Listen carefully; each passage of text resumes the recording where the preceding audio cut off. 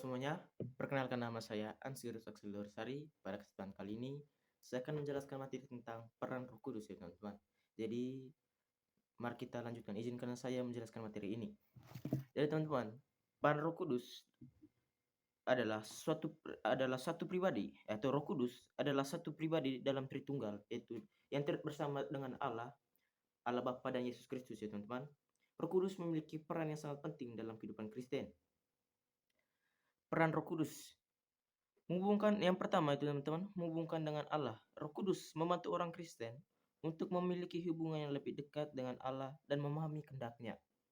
Yang kedua itu teman-teman, memberikan hikmat dan pengertian, di mana Roh Kudus itu memberi kita pengertian atas semua hikmat atau pengertian kepada orang Kristen untuk memahami firman Allah dan menerapkannya dalam kehidupan sehari-hari ya teman-teman.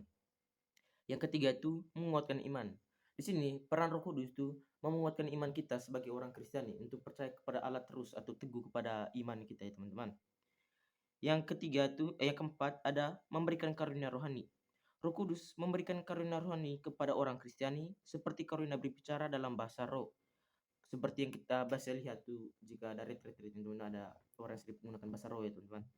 Habis itu karunia penyembuhan dan karunia lainnya. Yang kelima itu ada mengantarkan kepada kebenaran. Roh Kudus mengantar orang Kristen kepada kebenaran dan membantu mereka untuk memahami firman Allah dengan baik. Yang keenam teman-teman itu memberikan penghiburan dan pengharapan.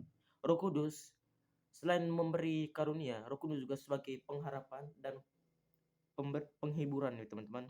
Roh Kudus memberikan penghiburan dan pengharapan kepada orang Kristen dalam menghadapi kesulitan yang mereka hadapi atau yang kita selama ini hadapi ya teman-teman, atau tantangan-tantangan. Yang ketujuh yang terakhir tuh meningkatkan akan firman Allah. Roh Kudus di sini meningkatkan orang Kristen akan firman Allah, mengingatkan orang Kristen akan firman Allah dan membantu mereka untuk mengingatkan dan menerapkan firman Allah dalam kehidupan sehari-hari teman-teman. Yang selanjutnya itu peran Roh Kudus dalam kehidupan sehari-hari. Yang peran Roh Kudus ini itu membantu dalam pengambilan keputusan.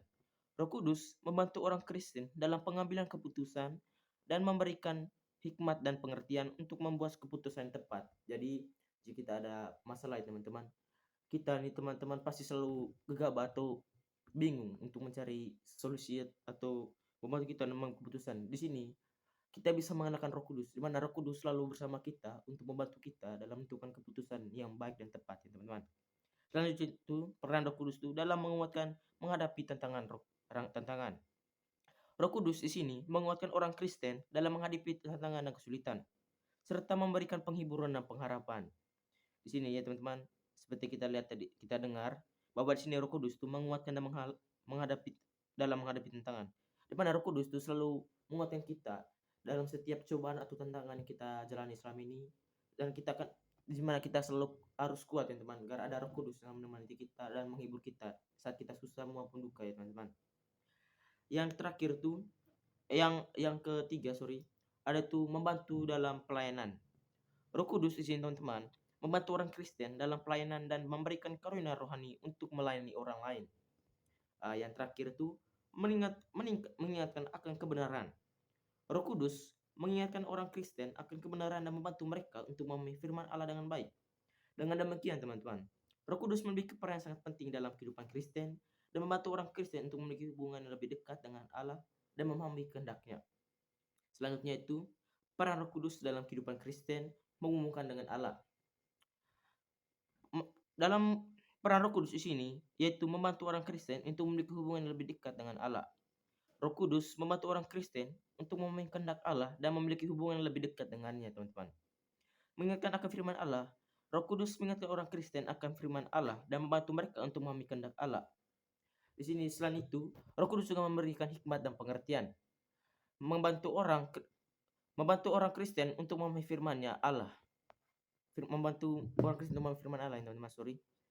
Roh Kudus membantu orang Kristen untuk memahami firman Allah dan menerapkannya dalam kehidupan sehari-hari. Selanjutnya itu mengembangkan hikmat dan pengertian. Roh Kudus mengembangkan hikmat dan pengertian orang Kristen untuk memahami kehendak Allah dan menerapkannya dalam kehidupan sehari-hari. Yang terakhir itu menguatkan iman nih teman-teman. Menguatkan iman orang Kristen.